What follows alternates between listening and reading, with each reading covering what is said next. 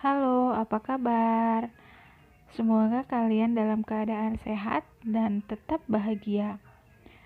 Untuk pertemuan sekarang, kita akan membahas tentang keanekaragaman hayati atau bisa juga disebut dengan biodiversitas.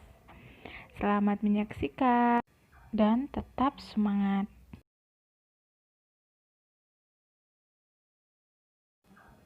Silakan perhatikan gambar berikut. Apakah rasa buah manggis sama dengan rasa buah belimbing? Selain dari rasa, bisa dilihat juga dari bentuknya.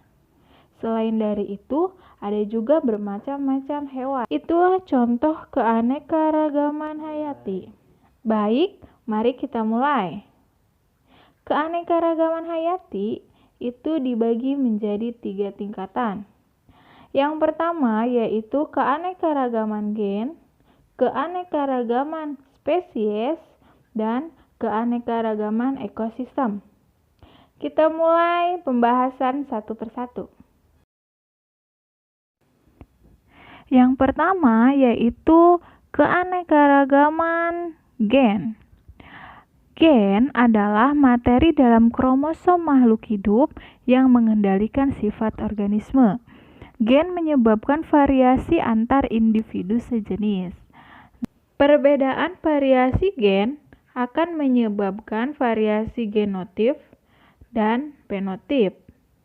Genotip adalah sifat yang tidak tampak, sedangkan fenotip adalah sifat yang tampak.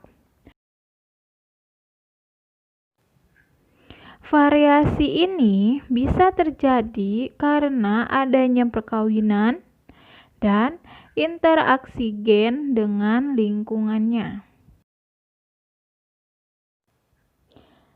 Bagaimana? Apakah kalian sudah paham apa itu keanekaragaman gen?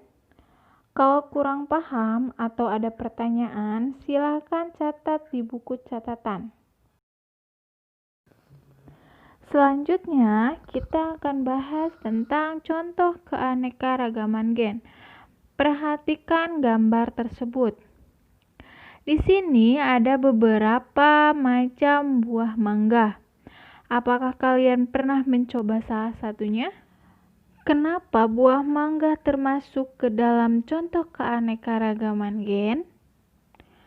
Karena buah mangga adalah salah satu jenis buah-buahan yang mempunyai beberapa varietas. Contohnya, varietas gedong gincu, varietas golek, dan varietas mana lagi. Coba perhatikan gambar tersebut. Apakah dari 3 gambar itu bentuknya sama? Nah, mangga adalah satu jenis buah-buahan dalam bahasa biologi yaitu Mangifera indica yang mempunyai beberapa varietas. Bentuk termasuk ke dalam sifat fenotip, sedangkan sifat genotip kita tidak bisa melihat karena berhubungan dengan gen. Coba ingat-ingat kembali materi di kelas 3 semester 1 pada submateri pewarisan sifat. Ayo, siapa yang masih ingat? Selain dari mangga, ada juga contoh dari keanekaragaman gen yaitu ayam. Perhatikan gambar ayam berikut ini. Menurut kalian, kenapa gambar ayam tersebut termasuk ke dalam contoh keanekaragaman gen? Coba tulis di buku catatan kalian masing-masing ya. Selanjutnya yaitu keanekaragaman spesies. Untuk keanekaragaman spesies ini paling mudah diamati karena perbedaannya sangat mencolok. Selain dari itu, keanekaragaman spesies memiliki persamaan secara morfologis atau dilihat dari luarnya atau bentuknya, dan juga persamaan secara fisiologis yaitu berlangsungnya sistem kehidupan. Sekarang kita masuk ke contoh keanekaragaman spesies. Perhatikan gambar-gambar tersebut. Ada kelapa, sagu, dan aren. Persamaan morfologisnya yaitu dilihat dari bentuk daun. Sedangkan fisiologisnya yaitu sama-sama hidup di daerah yang kering. Nah, contoh 3 gambar tersebut termasuk ke dalam contoh keanekaragaman spesies. Contoh yang lain yaitu dari hewan. Coba perhatikan gambar tersebut. Ada harimau, singa, dan kucing. Menurut kalian, kenapa harimau, singa, dan kucing itu termasuk ke dalam contoh keanekaragaman spesies? Coba tulis lagi di buku catatan ya. Bagaimana? Apakah kalian bisa membedakan apa itu keanekaragaman gen dan keanekaragaman spesies? Istirahat dulu sejenak sebelum kita mulai ke keanekaragaman ekosistem.